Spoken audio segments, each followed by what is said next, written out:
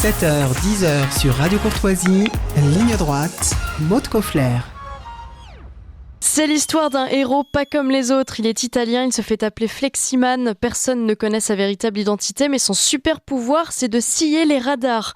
Pour le plus grand bonheur des automobilistes, il demeure pour le moment introuvable pour les autorités italiennes. C'est complètement fou et c'est le premier sujet de notre éclairage puisque nous allons ensuite évoquer la politique dévastatrice anti-voiture, anti-vitesse, anti-famille, anti-tout de notre chère et tendre maire de Paris avec Marie Darmagnac qui est notre invitée ce matin. Bonjour Marie. Bonjour Maud. Alors racontez-nous d'abord cette histoire qui nous fait un peu rêver quand même. Pourquoi se fait-il appeler Fleximan et combien de radars a-t-il déjà scié en Italie ? Alors, il se fait appeler Fleximan parce qu'il scie les radars à la base avec une scie portable en fait. Ah oui. Et c'est devenu une espèce de fait de société en Italie. Il faut savoir quand même que il y a 11 000 radars en Italie. Pour vous donner un ordre de grandeur, il y en a 3 750 en France. D'accord. Donc, pourquoi cette inflation de radars ? C'est que l'importation de radars est quand même laissée à la discrétion des communes et que en 2022, les communes les 20 premières villes italiennes ont récupéré 76 millions d'euros contre 47 millions en 2021. Donc, évidemment, c'est une source de revenus. Donc, il y a une vraie grogne anti-radar. Et ce personnage complètement mythique, et en fait, ce n'est pas, a priori, ce n'est pas une seule personne, mais plusieurs, parce qu'on pense qu'il a fait des émules. Et donc, fin janvier, il avait déjà scié une vingtaine de radars, surtout dans le nord de l'Italie. D'accord. Mais le phénomène semble s'étendre. Et il arrive, alors ils sont souvent deux en fait, encapuchés, donc on n'arrive pas à les distinguer sur les caméras de surveillance. Et ici, les radars à la base, souvent ils laissent les câbles électriques de telle sorte qu'ils puissent être rebranchés. Mais on ne sait pas qui c'est. Et l'Italie se divise sur le sujet entre ceux qui sont quand même partisans d'une certaine légalité, parce que c'est un délit quand même, et ceux qui honnêtement trouvent qu'il y en a trop de radars et que ce genre d'action est plutôt le bienvenu. Oui. La bienvenue. Alors, est-ce qu'il le fait par militantisme et il laisse des traces d'une quelconque revendication ou c'est... La dernière fois, qu'il a laissé une trace, il a écrit un petit mot en disant Fleximan arrive. Donc ça veut dire que on va continuer. Voilà. Ouais. Non, ce qui est amusant, c'est que sur les réseaux sociaux italiens, les gens la toile s'enflamme. Il est représenté comme un héros. Ils disent les États-Unis ont Batman, nous on a Fleximan. Il y a même un artiste de street art qui est sur un mur de Padoue, l'a représenté sous les traits d'après l'imaginaire de Kill Bill, avec une scie à la main. Il y a eu un carnaval, je ne sais plus, dans une ville du Nord, parce que c'est le carnaval en ce moment, où il y avait quelques jeunes gens qui s'étaient déguisés en Fleximan, c'est-à-dire encapuchés avec une fausse scie à la main, etc., qui ont été quand même contrôlés par les carabiniers. Ah oui, d'accord. Donc j'avoue que c'est assez étonnant, ça a un petit côté tragicomédie à l'italienne. Bon, écoutez, suite au prochain numéro, mais ce qui est sûr, c'est que celui ou ceux qui se feront arrêter risquent gros. Ouais. Ce qui est intéressant, en revanche, c'est la réaction de certains maires qui disent qu'ils ont entendu les récriminations de la population et qu'ils ne remettront peut-être pas en état de marche certains radars. D'accord. Et de son côté, Matteo Salvini, qui est ministre du Transport et des Infrastructures, travaille avec le ministre de l'Intérieur à une révision du Code de la route pour un petit peu canaliser cette inflation de radars dont beaucoup, dans certaines communes, sont faits pour récupérer des taxes. En fait, c'est une taxe supplémentaire et qui ne dit pas son nom. Ouais, donc son action aura quand même des conséquences politiques réelles et positives. Absolument, Oui. Alors ça permet d'aborder l'autre sujet de cet éclairage, beaucoup moins amusant déjà, puisqu'il s'agit de la politique anti-voiture d'Anne Hidalgo qui poursuit son opération en toute quiétude. Elle défigure totalement Paris, on l'a vu avec le réaménagement de la place de l'Étoile il y a quelques jours. Avant de parler des voitures spécifiquement, Marie Darmagnac, comment expliquez-vous le fait que Anne Hidalgo semble seule à décider de tout et de n'importe quoi ? Alors j'avoue que c'est une espèce d'hyperpuissance, d'inflation de puissance. Elle décide de tout. Cette consultation, quand même, ça a été quand même une parfaite forfaiture parce que il y a eu à peine 5% des votants. Et il y a eu visiblement, d'après ce qu'on a pu voir dans les témoignages, notamment sur les réseaux sociaux, des difficultés à accéder au bureau de vote. Et donc, il y a la moitié des 5%, une petite moitié qui a voté pour la surtaxation des SUV. C'est une taxe déguisée. Ça a quand Ouais. même coûté 400 000 euros et ça a mobilisé 11 000 agents de la mairie de Paris. Donc, cette espèce, en fait, c'est une idéologie qui est en marche enfin, elle a complètement perdu les pédales, si permettez-moi ce mauvais jeu de mots. On se demande vraiment qui est aux commandes et surtout quel est le but de tout ça. Mm. Et oui, alors justement, avant de parler vraiment de cette politique justement anti-SUV, anti-4x4, anti-grosse voiture, parmi les décisions radicales prises en marge des Jeux Olympiques, évidemment, il y a les fameuses boîtes des bouquinistes qui seront bientôt retirées. Le carrousel de la Tour Eiffel a été enlevé, son propriétaire s'inquiète même de ne jamais pouvoir le réinstaller. Je vous parle même pas de la disparition des colonnes Maurice, des fontaines des Champs-Élysées, des réverbères du 19e siècle, démantelés dans certains quartiers. Jusqu'où peut-elle aller? Et vous posiez la question, en fait, on ne comprend pas le but de cette politique générale, que ce soit anti-voiture ou anti-tout. Quel est le but, selon vous? Et en fait, c'est le but, enfin, c'est une idéologie, alors verte, mais complètement dévoyée, mais qui a complètement, elle est complètement déconnectée avec la réalité de ce que vivent les Parisiens, mais la réalité simplement de la gestion d'une ville. Mm. C'est-à-dire que l'idéologie a pris le pas sur tout. Et c'est l'idéologie complètement désincarnée qui est au pouvoir.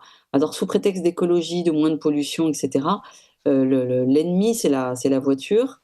Ouais. Alors, on pourrait avoir une toute petite, comment dire, un facteur d'acceptation si les transports en commun marchaient. Enfin, c'est Oui, quand voilà. même pas le tout. Mm. Il suffit de les prendre, ne serait-ce que juste une fois, les transports parisiens.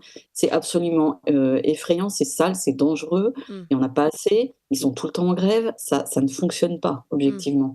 Donc, en fait, on a l'impression que on se demande si c'est pas pour créer cette ville du quart d'heure où, en fait, les gens seront confinés dans leur quartier, en fait, confinés à Ouais. l'air libre, mais dans leur quartier.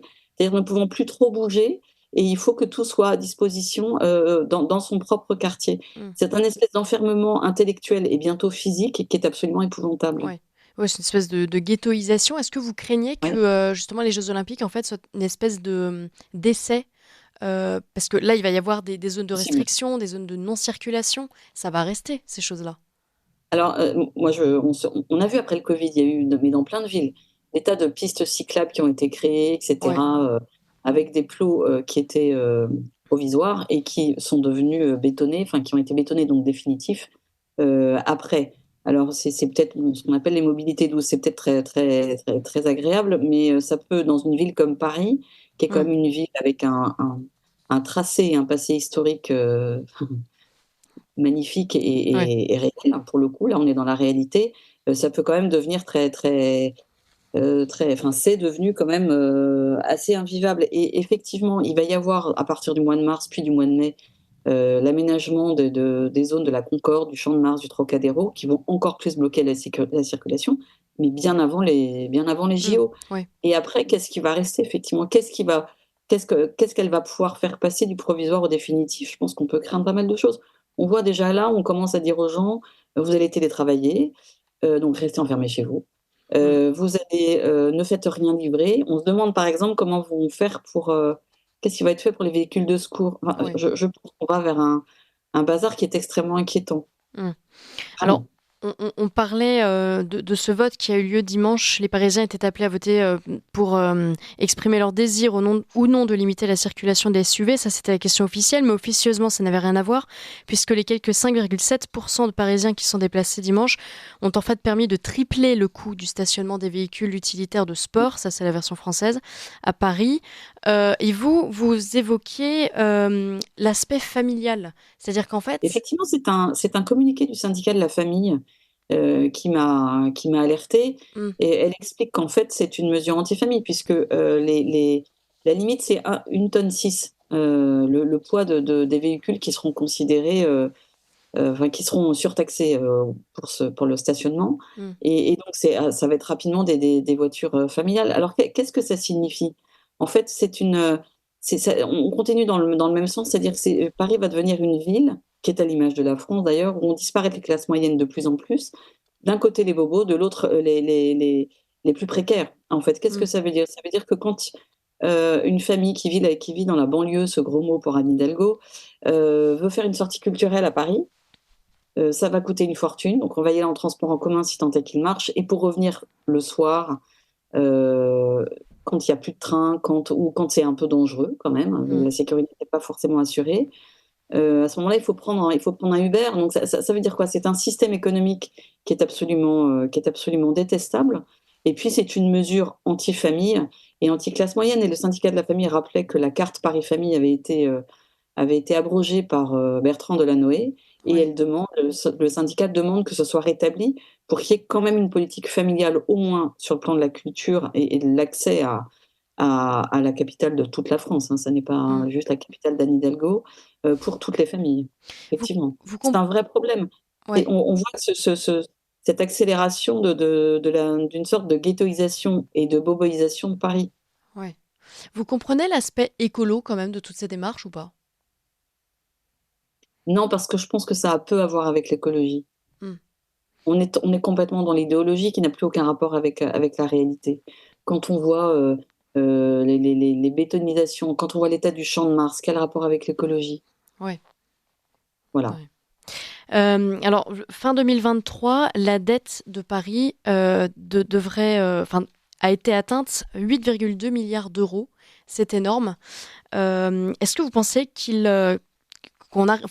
qu'arrivé à ce stade, pardon, il faudrait placer Paris sous tutelle, voire Anne Hidalgo directement sous tutelle d'ailleurs?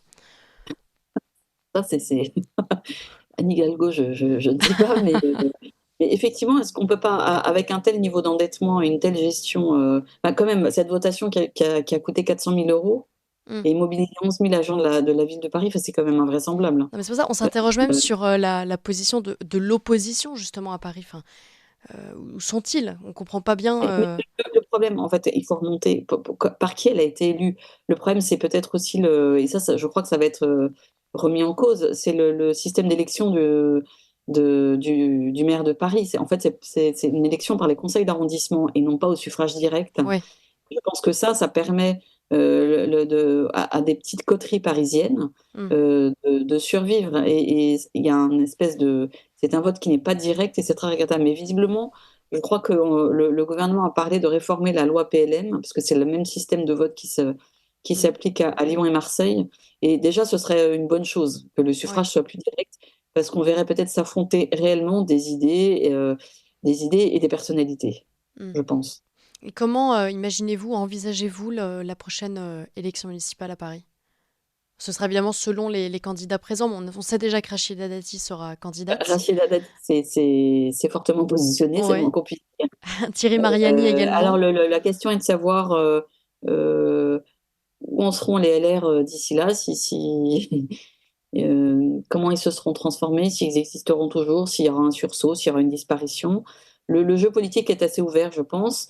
Et du côté de l'opposition, soit du RN, soit des indépendants, soit de la droite, on verra bien Mm. qui va émerger, mais je pense que ça va être quand même assez ouvert.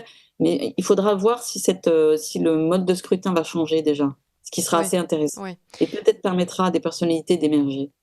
Toujours au sujet de Paris, vous aviez fait un parallèle avec Rome Oui. sur l'endettement, sur la gestion, sur la politique. Quel était ce parallèle? Est-ce qu'on peut vraiment Effectivement, Rome comparer? aussi. Alors, j'ai pas les chiffres en tête, mais Rome aussi est une ville très, très endettée.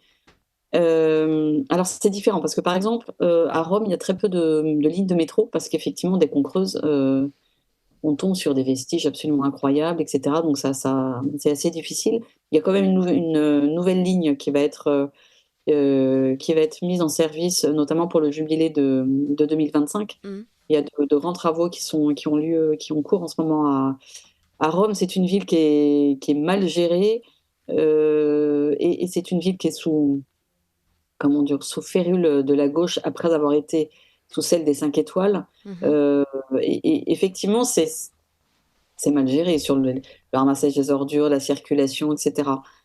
Après, Rome, c'est une ville différente de Paris parce que c'est une ville qui vit beaucoup par quartier.